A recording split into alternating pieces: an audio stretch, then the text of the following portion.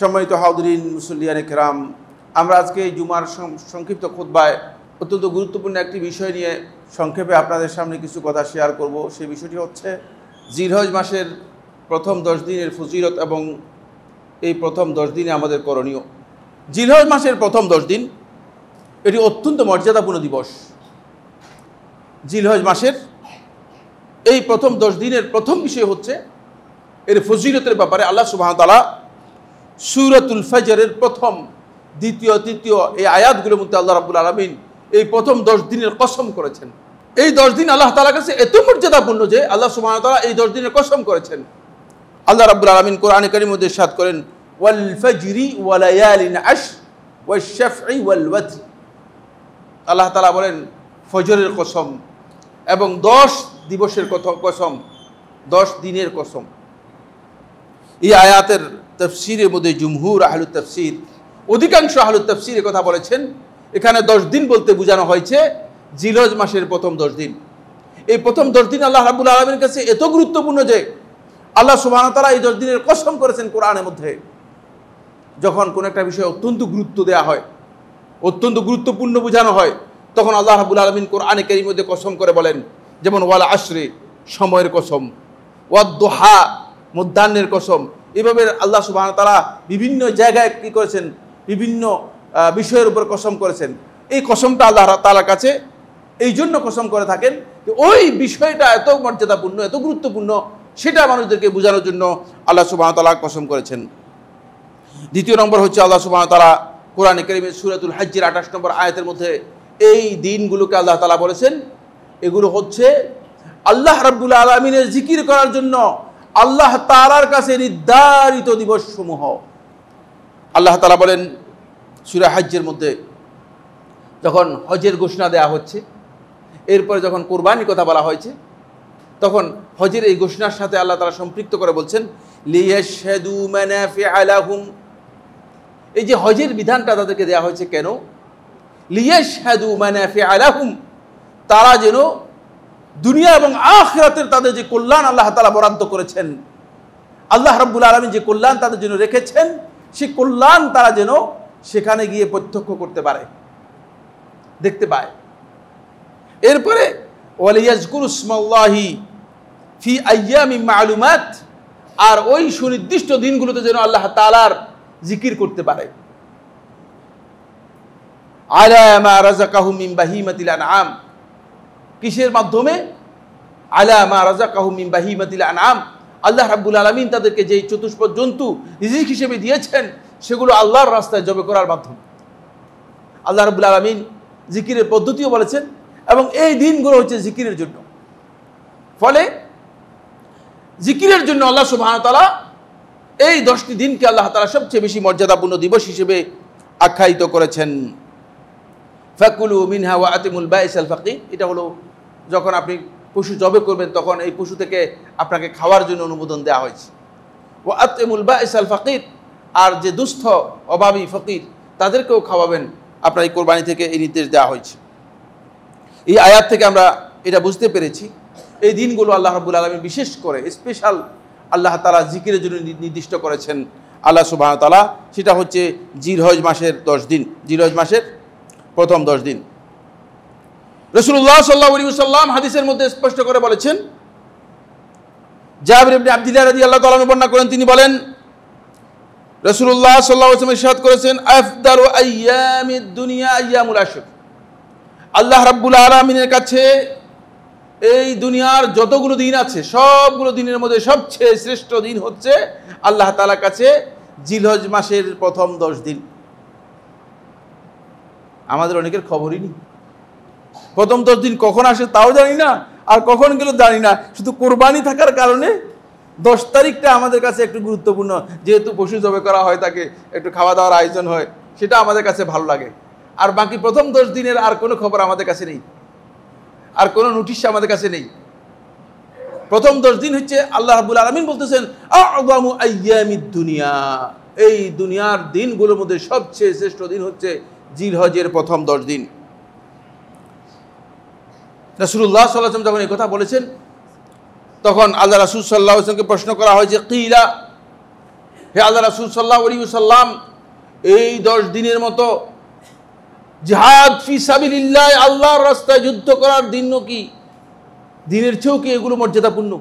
কারণ একজন ব্যক্তি যখন আল্লাহর রাস্তায় জিহাদ করার জন্য বেরিয়ে যায়, তার প্রত্যেকটা দিনই হতে পারে হয়তো মারা যাবে, অথবা জিহাদে কি হবে, গাজী হবে, বিজয়ী হবে। তার আশঙ্কা থেকে গিয়েছে জীবনের জন্য, সম্পদের জন্য। এটা সহজ বিষয় না। জীবন দিয়ে যিনি আল্লাহর রাস্তায় বেরিয়েছেন, আর আপনি আমি এই দুজন লোক বাড়ি থেকে উজু করে মসজিদে আসছি, এক ধরনের লোক কিনা? হ্যাঁ, একই চেতনার লোক কিনা? প্রশ্নই আসে না। এখন যদি এখানে আমরা সবাইকে বলি যে চলেন, বলে চলেন মানে চলেন, যুদ্ধ আছে, আমরা যুদ্ধে বেরিয়ে যাব সবাই। এখানে আমার সাথে তাকিয়ে তাকিয়ে আস্তে আস্তে করে দেখবেন যে কমতে কমতে শেষ পর্যায়ে মুসা আলাইহিস সালাতু ওয়াস সালাম তাকিয়ে দেখে যে মুসা এবং মুসার ভাই ছাড়া আর কেউ নেই।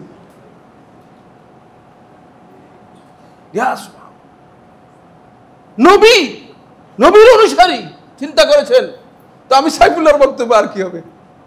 মুসা আলাইহিস সালাম তাকিয়ে দেখেন যে মুসা এবং তার ভাই ছাড়া আর কেউ নাই। তখন আল্লাহ তাআলার কাছে দরখাস্ত করলো, আল্লাহ, আমি আর আমার ভাই ছাড়া তার কেউ নেই।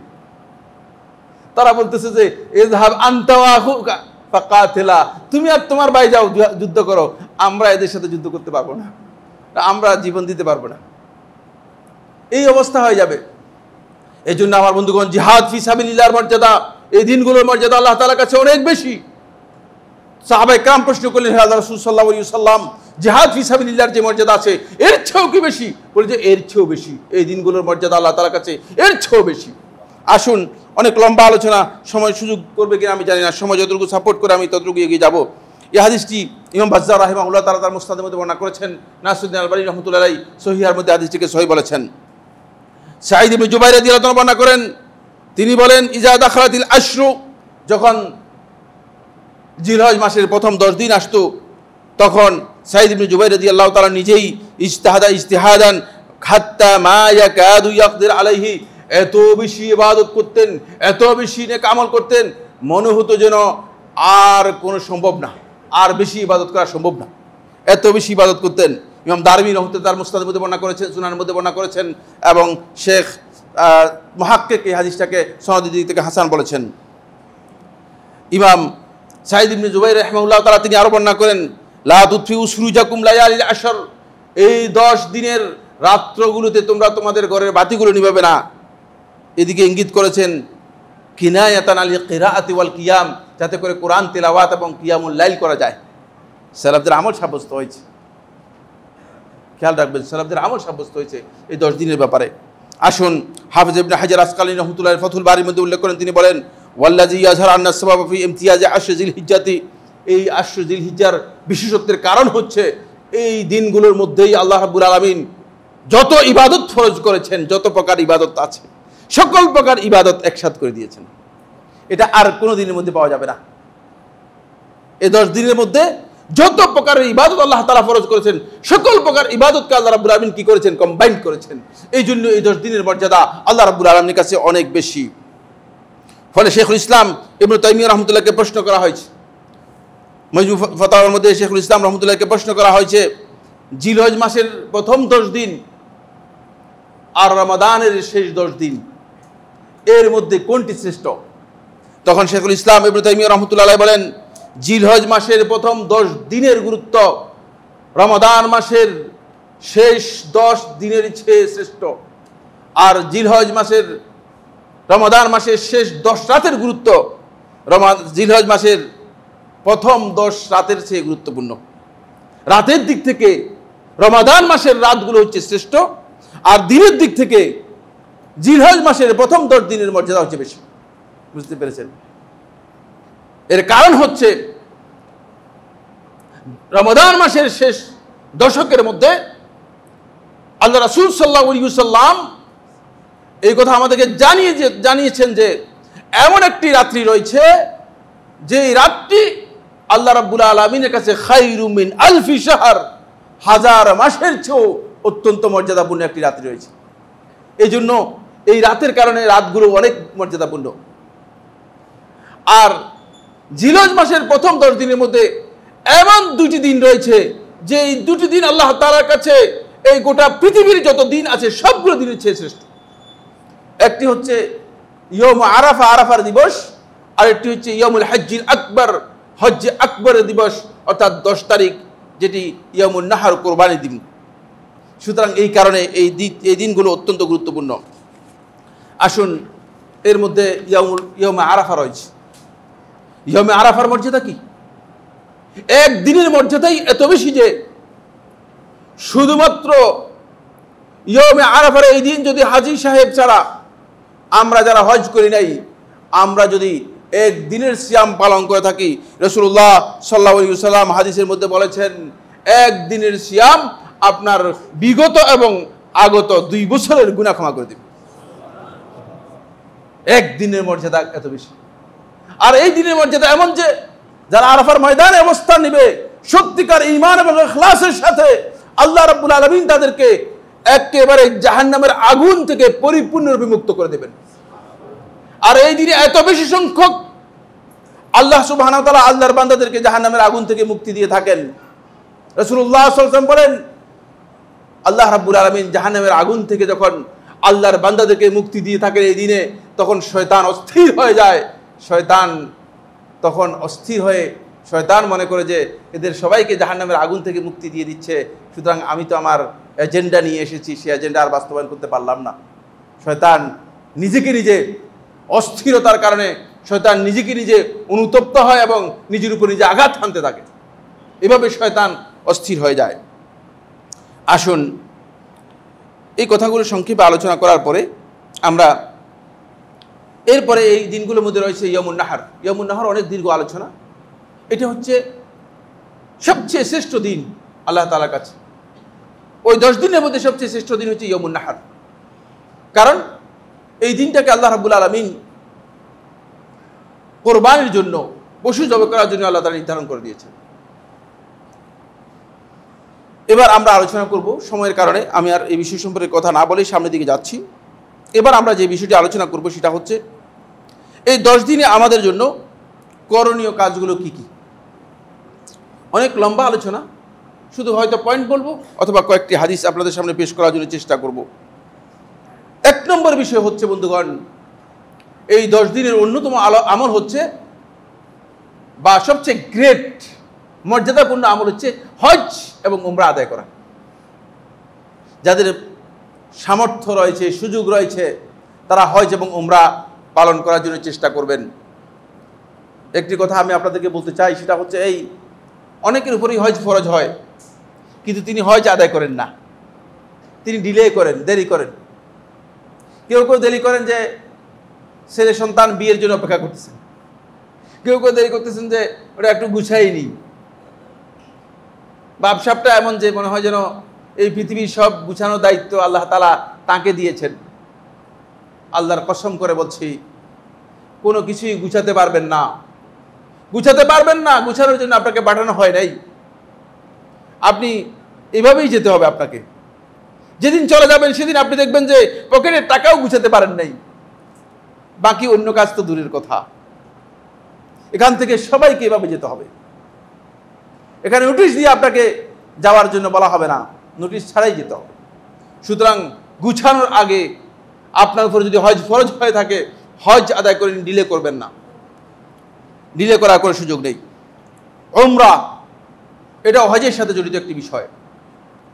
যাদের উপর হজ ফরজ তাদের উপর উমরাও ওয়াজিব, তারা উমরাও আদায় করবে এবং হজ এবং উমরা দুটোই আদায় করবে। চেষ্টা করুন উমরা আদায় করার জন্য। হজ এবং উমরা হচ্ছে এই দিনগুলোতে সবচেয়ে শ্রেষ্ঠ মর্যাদাপূর্ণ ইবাদত। রাসূলুল্লাহ সাল্লাল্লাহু আলাইহি ওয়াসাল্লাম সহিহ বুখারী ও মুসলিম হাদিসের মধ্যে বলেছেন, আল উমরাতু ইলাল উমরাহ কাফারাতুল লিমা বাইনাহুমা। এক উমরা থেকে আরম্ভ করে আরেক উমরা পর্যন্ত কাফারাতুল লিমা বাইনাহুমা, এই দুইয়ের মধ্যবর্তী সময়ের জন্য কাফারা। পুরা সময়ের আল্লাহ রাব্বুল আলামিন কাফারা করে দেবেন। পুরা সময়ের যে গুনাহগুলো আছে সেই গুনাহগুলো কাফারা হয়ে যাবে। গুনাহগুলো সব মুছে দিবেন, রিমুভার। কিছু কিছু আমল আছে এগুলো রিমুভার, এগুলো গুনাহকে মুছে দেয়। তার মধ্যে উমরা গুনাহগুলো কি করবে? মুছে দিবে। ওয়াল হজ্জুল মাবরুর, আর আপনার হজটা যদি হজ্জে মাবরুর হয়ে থাকে, মাবরুর হজ হয়, তাহলে লাইসা লাহু জাযাউন ইল্লাল জান্নাহ, এর প্রতিদান জান্নাত ছাড়া আর কিছুই না, সরাসরি জান্নাতি। সরাসরি জান্নাত দেখছেন। এই জন্য যারা হজে যাচ্ছেন তাদেরকে বলবো হজটা যেন হজে মাবরুর হয়। আমার এই খুতবার আগের খুতবায় সম্ভবত আলোচনা রয়েছে হজে মাবরুর কিভাবে হয়, না এই মাসের প্রথম খুতবায় হজে মাবরুর কিভাবে হয়, কিভাবে আপনার হজটাকে আপনি হজে মাবরুর করতে পারবেন, সেখানে আপনি বিস্তারিত জেনে যাবেন। এটা পুরো একটা খুতবা, পরিপূর্ণ খুতবাই হজে মাবরুর উপর ছিল। এই জন্য আমরা আর সেদিকে রিপিট করতে যাচ্ছি না। আসুন এরপরে যে বিষয়টি বন্ধুগণ, সেটা হলো দ্বিতীয় কাজ হচ্ছে জিলহজ মাসের প্রথম 9 দিন, প্রথম তারিখ থেকে আরম্ভ করে 9ম তারিখ পর্যন্ত, যেহেতু 10 তারিখ ঈদের দিন, কোরবানির দিন, 10 তারিখ সিয়াম পালন করা জায়েজ নেই, হারাম, নিষিদ্ধ। এই প্রথম 9 দিন সিয়াম পালন করা এটি অত্যন্ত মর্যাদাপূর্ণ, অত্যন্ত গুরুত্বপূর্ণ ইবাদত। কেউ কেউ বলেছেন মানে সুন্নাহ, কেউ কেউ বলেছেন মুস্তাহাব, কিন্তু অত্যন্ত গুরুত্বপূর্ণ মুস্তাহাব। আসুন আমরা এই সম্পর্কে রাসূলুল্লাহ সাল্লাল্লাহু আলাইহি ওয়াসাল্লামের হাদিস আপনাদের সামনে পড়ে শোনাই, তারপরে আমি এই বিষয় সম্পর্কে আরও বিস্তারিত কিছু কথা, না সময় বিস্তারিত আলোচনার সুযোগ দেই। হুনাইদা ইবনে খালিদ রাদিয়াল্লাহু তাআলা বর্ণনা করেন, তিনি বলেন, তিনি তার স্ত্রী থেকে বর্ণনা করতেছেন। হুনাইদা ইবনে খালিদ রাদিয়াল্লাহু তাআলা তার স্ত্রী থেকে বর্ণনা করতেছেন। দেখছেন, পুরুষ বর্ণনা করতেছে তার স্ত্রী থেকে, অসুবিধা নেই, জ্ঞান স্ত্রীর কাছ থেকে জ্ঞান নিলে অসুবিধা নেই। আপনি তো বলে যে আমার স্ত্রীর কাছ থেকে বর্ণনা করব, মানুষ সাহাবায়ে কেরামগণ আল্লাহ রাসূল সাল্লাল্লাহু আলাইহি ওয়াসাল্লামের বক্তব্যকে, কথাকে কিভাবে গুরুত্ব দিতেন।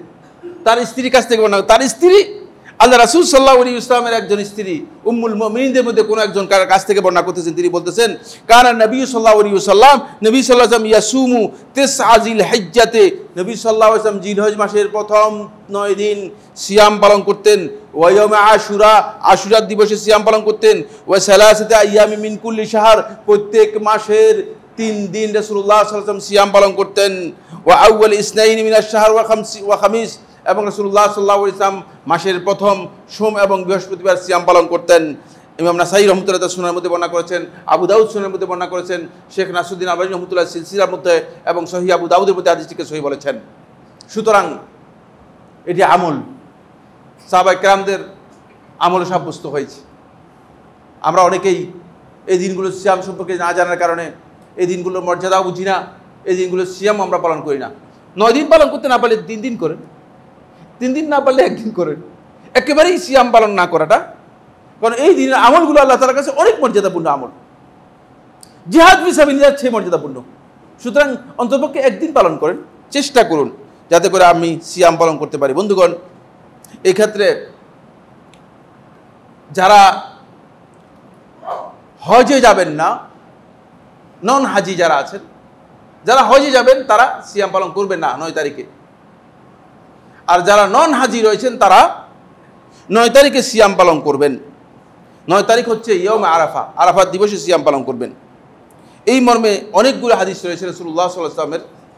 আবু কাতাদা আনসারী রাদিয়াল্লাহু আনহু বর্ণনা করেন, তিনি বলেন, রাসূলুল্লাহ সাল্লাল্লাহু আলাইহি ওয়াসাল্লাম ইরশাদ করেছেন, সিয়াম ইয়ৌমে আরাফা, আরাফার দিবসের সিয়াম, আহতাসিবু আলাল্লাহ, আল্লাহ তাআলার কাছে আমি আশা করছি, আন ইউকাফিরাস সানাতাল্লাতী ক্বাবলা ওয়াস সানাতাল্লাতী বা'দা, এটি মানে আগের বছর এবং পরের বছরের গুনাহসমূহকে কি করে দিবে, মিশে দিবে, একবারে পরিপূর্ণরূপে মুছে দেবে, এটা আমি আশা করছি। সহিহ মুসলিমের রাওয়ায়াত।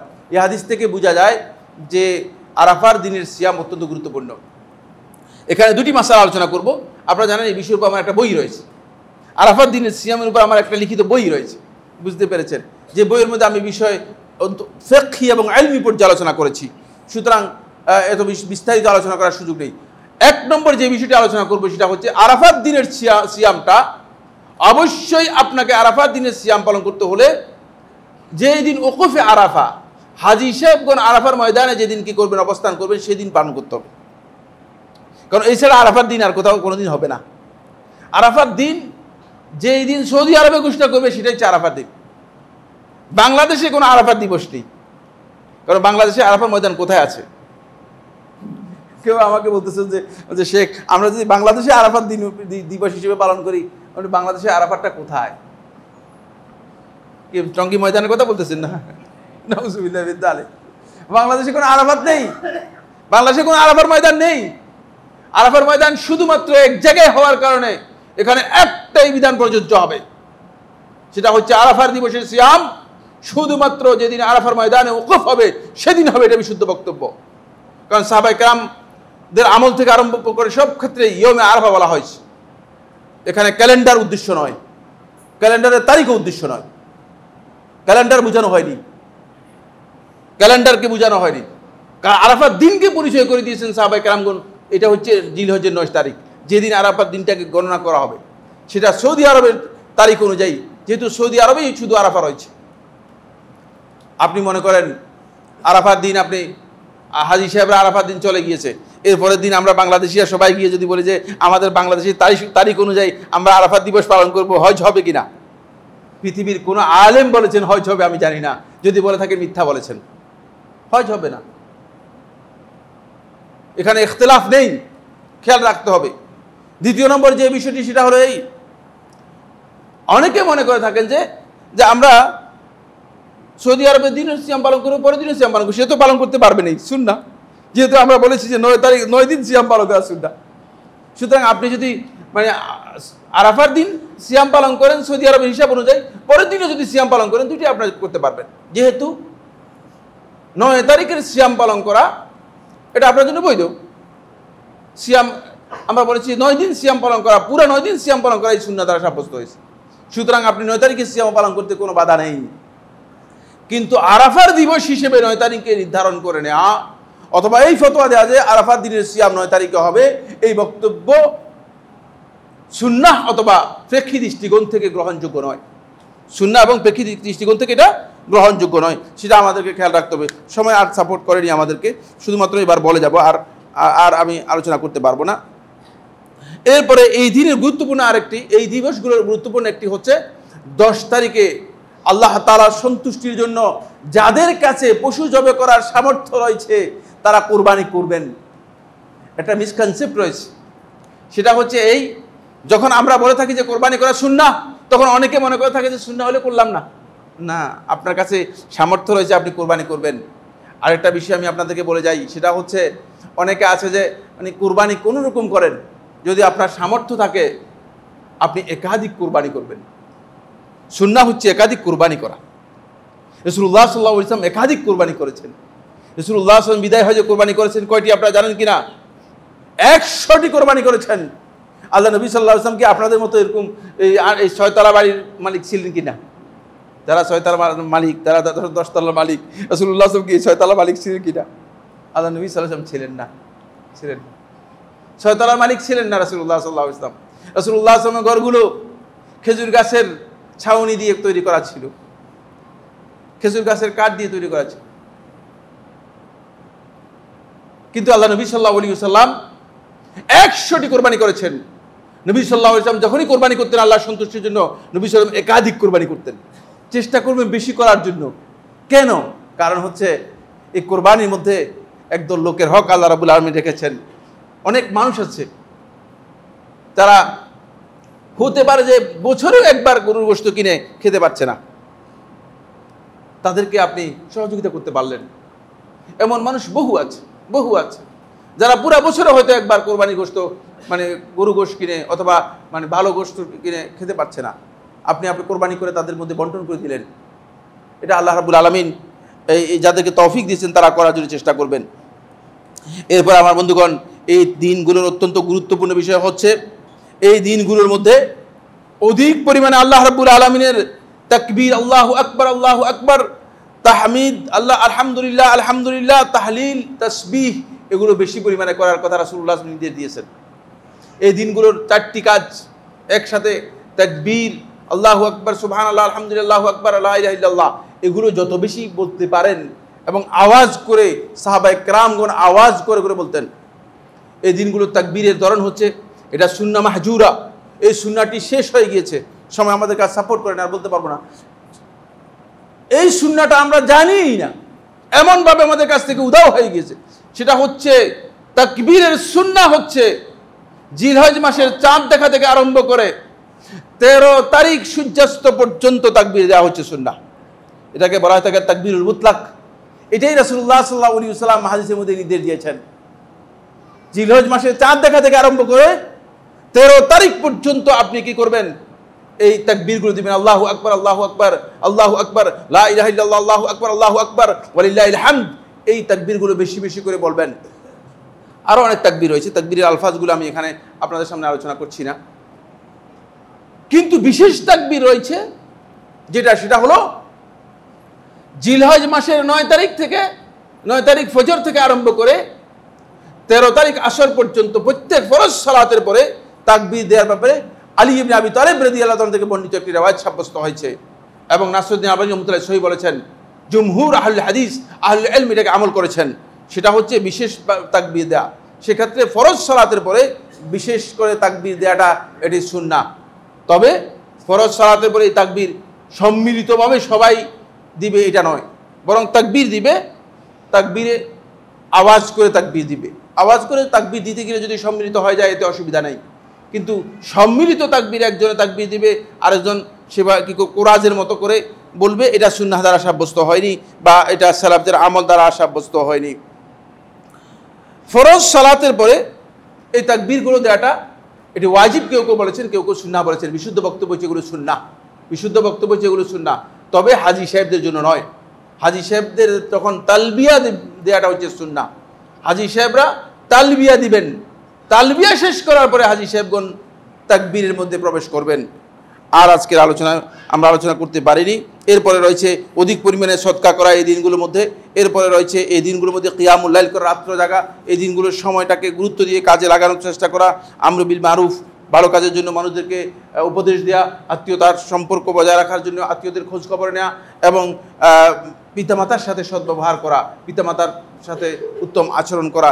এই দিনগুলোর অনেকগুলো আমল সালাফদের কাছ থেকে সাব্যস্ত হয়েছে, কিন্তু সময়ের কারণে আমরা যতটুকু বলেছি আমি মনে করি তাকে যে ততটুকু আমল যদি আমরা করতে পারি আল্লাহ রাব্বুল আলামিন আমাদেরকে তৌফিক দান করুন, আমিন।